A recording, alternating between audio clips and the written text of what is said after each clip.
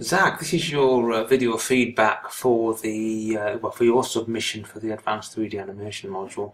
Okay, I've had a good look through this, and I can see there's plenty of work in there. There's over a minute's worth of content anyway. So let's have a look through together, and I'll give you some feedback as we go. Just turn the audio down. Okay, so first of all, I think you've chosen an interesting audio clip for this. You know, when you get something like a Swiss Army knife or a Leatherman or something like that, there's so many applications for it. There's so many interesting little bits of gadgets and pull-out tools and stuff that you can get your teeth into something. You can really model some interesting things, and also each one has its associated sort of action that comes with it. So it's a good choice. I think we really need this piece of the audio, to be honest, because it's not talking about the luxury item, but it does, you know, just set the scene. It sets up the interesting element. Yes, one thing I have noticed, particularly when I'm just going to zoom in a little bit on my machine here. I've noticed of this is it seems to be quite low resolution. It's almost like it's been exported with the incorrect codec, compression codec or something. Which is a shame, because it's, you know, for such a polished, designed object, it's actually a little bit too low grade sort of render to showcase that. It's a shame, really. But anyway, let's move on. Yeah, these all animate quite nicely. One thing I do notice a little later when we see some of the other things come out is you need to be keeping an eye on your pivot point. Think where that would have rotated from. That one. It's like the pivot point doesn't seem quite right on that. I just requested top of the range Leatherman. No, Leatherman. Similar with this, it seems to like pivot from about here, then it seems to just kind of drop a little bit. It's sort of a weird action. Similarly with that one, does the same thing. So just keep an eye on your pivot points. So think of the mechanism behind this that you know lies beneath the surface of the casing. It will be like some sort of a hinge type joint. So where would the joint be? What would the rotational limits of that? You know, these are things you need to adhere to maintain the believability of it. Like I said, it's actually very well modelled. You've done a good job of that. I know you worked hard in class on this, and I was pleased. I think you came to every single session, and it shows because you've got a decent product out at the end.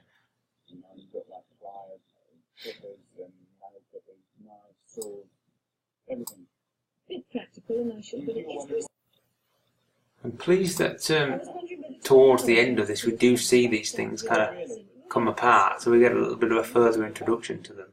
So at this point, it's almost like it stops being like a visualization of what he's saying. No, it's almost like a demonstration of the product, which is fine.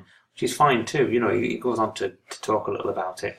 And I think it's quite good because you're showing what each of these things would do, the way that they behave, which is a good way of you showing your animation skills effectively. You know, you've got rotational things, you've got positional changes, and so on. So it's a good way of demoing those things.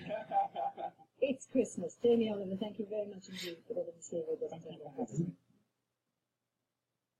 Yeah, so it's a good thought actually to put that element in there. It's a real kind of showcase of the thing. This bit I'm less concerned about. I really don't know what's going on here, but the rest of it actually works quite well. I think that characterization of it at the end perhaps doesn't really work for this. I don't know. I'm not sure why it comes apart at the end like that. But you know, certainly up to sort of this bit where you're demoing them, I think works pretty well. I would critique slightly the kind of the final look of the knife. I mean, there should be a piece running through the middle there. I think even without those in there should be a piece in the middle. But it doesn't seem like it's specular enough, that it's shiny enough. I feel like that should be a little bit more kind of a polished sort of plastic or something. You're just missing that, I think. A little bit more specularity would have been good there. Animation wise, it's very good actually. There's some good stuff in there. There's a lot of camera animation in there where I don't think it needs it. You know, the kind of extreme close-ups and zipping past things and things. I think a lot of that could have been achieved maybe in a static shot, a bit like this, where we actually just see the thing gradually open up. I think that would have achieved just as much as those kind of flying, zipping sort of camera shots. Try and rein in the camera work often with cameras, less is more, strangely. If you've got things moving on screen, you often don't need the camera to be moving. If things are static on screen, sometimes the camera movement will just allow us to get through the scene without getting bored. So I probably would have just reined in the camera movement just a touch. The other thing, the lighting just needs a little bit of a kind of a revamp, really, because I don't think there's any shadows in there. I don't think the shadows are turned on for the lights. That again would have had to add the extra element to make it a little more realistic, perhaps. Animation wise, other than the camera, I think everything moves appropriately, quite mechanical, which of course it would. The slight issue with it being fairly mechanical is it doesn't necessarily let you kind of flex your animation muscles, really.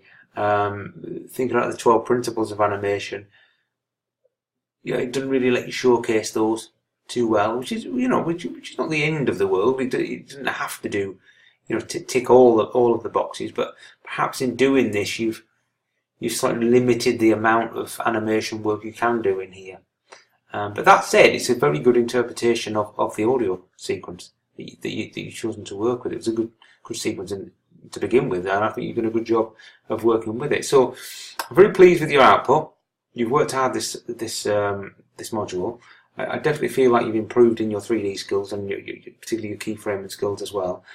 So thanks for sticking with it, Zack. Good work.